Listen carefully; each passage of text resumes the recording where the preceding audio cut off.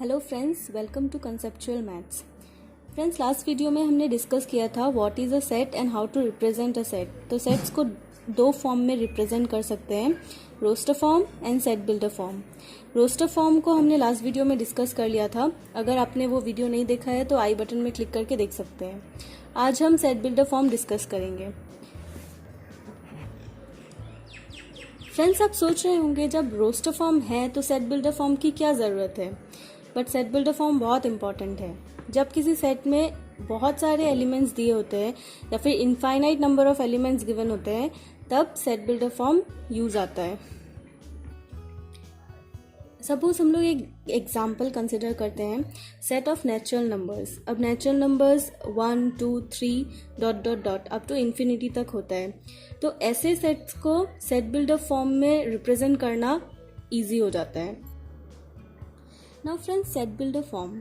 In this form, all the elements of a set possesses a common property. मतलब हर element की एक common property होनी चाहिए। जैसे हमने एग्जाम्पल लिया था सेट ऑफ नेचुरल नंबर्स, इसमें इस सेट में हर एलिमेंट नेचुरल नंबर होना पड़ेगा। ये नेचुरल नंबर उसकी कॉमन प्रॉपर्टी है।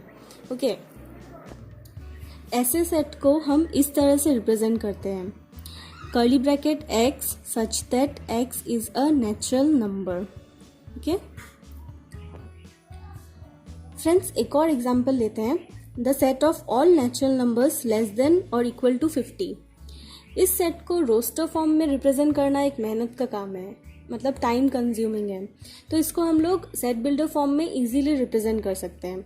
इसको कैसे लिखेंगे, x such that x is a natural number. एक और condition, x is less than equal to 50। यहाँ पे दो कंडीशंस गिवन है, x नेचुरल नंबर होना पड़ेगा और लेस देन और इक्वल टू 50 होना पड़ेगा। तो हम इसको ऐसे लिखेंगे, x such that x is a natural number comma x is less than equal to 50। इसको और शॉर्ट में हम ऐसे लिख सकते हैं, x such that x belongs to n। x natural number है इसलिए x belongs to n and x is less than equal to 50। तो फ्रेंड्स, इसी तरह से हमें हर क्वेश्चन में कंडीशन को समझ के फिर उसे सेट बिल्डर फॉर्म में लिखना है। Now friends, let's discuss the different types of sets. First is the empty set. A set is said to be empty or null or void if it has no element and it is denoted by 5. तो किसी set में अगर एक भी element नहीं है तो उसे empty set बोलते हैं और इसे हम ऐसे लिखते हैं, ओनली ब्रैकेट्स। ओके फ्रेंड्स, अगर हमें कोई स्टेटमेंट गिवन है जो कि ट्रू नहीं है तो वो एक एम्प्टी सेट होगा। Suppose the set of girls in a boys school. अब ये स्टेटमेंट ट्रू नहीं है तो ये एक एम्प्टी सेट होगा। Similarly let's consider another example. Suppose x belongs to n such that x lies between 5 and 6। अब फ्रेंड्स, 5 एंड 6 के बीच में कोई भी नेचुरल नंबर नहीं लाई करता, तो ये एक एम्प्टी सेट है। तो इसको हम लोग इक्वल टू 5 ऐसे लिख देंगे। Similarly let's take another example, say x such that x is an even prime number.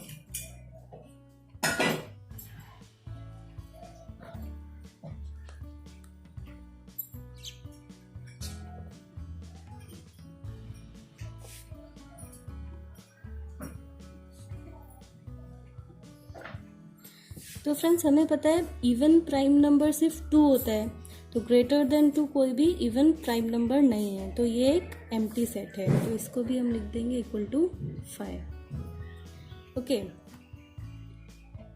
Now next is a singleton set. Singleton a set consisting of a single element is called a singleton set. अगर किसी set में सिर्फ एक ही element है तो उसे singleton set बोलते हैं। सपोज ये एक सिंगलटन सेट है, इसमें सिर्फ एक ही एलिमेंट है। Okay, now friends, next is finite set. A set is called a finite set if it is either empty or its elements can be listed by natural numbers 1, 2, 3 and the process of listing terminates at a certain natural number n। मतलब अगर किसी set के element को हम लोग natural number से list कर सकते हैं, काउंट कर सकते हैं, हमारे पास इतने नेचुरल नंबर्स है कि हम उस सेट के एलिमेंट को काउंट कर सकते हैं, तो ऐसे सेट को हम फाइनाइट सेट बोलते हैं। जैसे set of even natural numbers less than 50। अब 50 से कम इवन नेचुरल नंबर्स होंगे 2, 4, 6, 8 and so on up to 50, sorry less than 50, तो ये एक फाइनाइट सेट है। Similarly x belongs to n, x such that it lies between 2 and 10, तो 2 and 10 के बीच में नेचुरल नंबर्स हो जाएंगे 3, 4, 5, 6, 7, 8 and 9, तो ये भी एक फाइनाइट सेट है। Now next set of all persons on the earth. अब अर्थ में बहुत सारे पर्सन्स है, बट उसको हम काउंट कर सकते हैं, लेबल कर सकते हैं 1, 2, 3, 4 ऐसे, तो ये भी एक फाइनाइट सेट है। Now next, infinite set, a set whose elements cannot be listed by natural numbers 1, 2, 3 up to n for any natural number n is called an infinite set। अगर हम किसी सेट के एलिमेंट को list नहीं कर सकते, 1, 2, 3, 4 natural number से list नहीं कर सकते, तो ऐसा सेट इनफाइनाइट सेट हो जाएगा। जैसे set of all lines in a plane. अब एक प्लेन में इनफाइनाइट नंबर ऑफ लाइन्स हम ड्रॉ कर सकते हैं, तो ये एक इनफाइनाइट सेट है। Similarly x belongs to r such that 0 is less than x is less than 1। अब रियल लाइन में सपोज ये एक रियल लाइन है, इसमें ये 0 है और ये 1 है। अब 0 और 1 के बीच में इनफाइनाइट नंबर ऑफ पॉइंट्स है, 0.1, 0.001, 0.2, फिर ऐसे हम लोग इनफाइनाइट नंबर ऑफ पॉइंट्स यहाँ पे दिखा सकते हैं, तो ये एक इनफाइनाइट सेट है। अब फ्रेंड्स नेक्स्ट टाइप समझने के लिए हमें cardinal number of a finite set पता होना पड़ेगा। तो कार्डिनल नंबर क्या होता है? लेट्स से एक सेट है a इक्वल टू 2, 3, 5, 6, 7। तो किसी भी सेट में जितने नंबर ऑफ एलिमेंट्स होते हैं उसको cardinal number of that set बोलते हैं। अब इस सेट में कितने एलिमेंट्स है? 1, 2, 3, 4, 5, तो इस सेट की कार्डिनलिटी हो जाएगी 5, और इसको हम लोग ऐसे लिखते हैं n of the set, here n of a equal to 5। Okay, now next is equivalent set. Two finite sets are equivalent if their cardinal numbers are same, that is na equals to n of p। Suppose दो sets है a equal to a b c and b equals two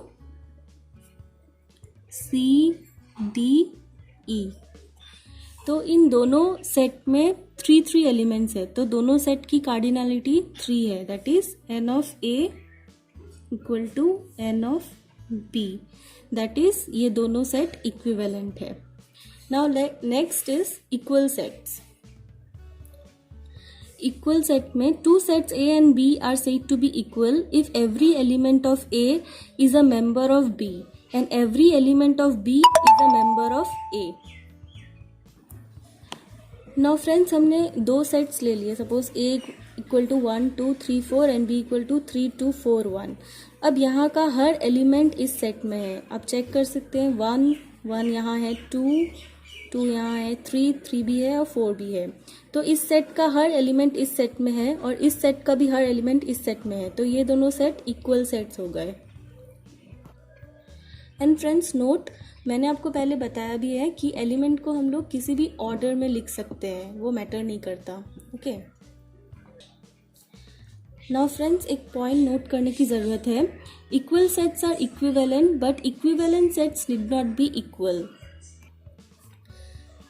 equal set में same elements होते हैं तो उसकी cardinality भी same होती है, बट इक्विवेलेंट सेट इक्वल होना ज़रूरी नहीं है। Suppose let's take an example, say a equal to a b c and b equals to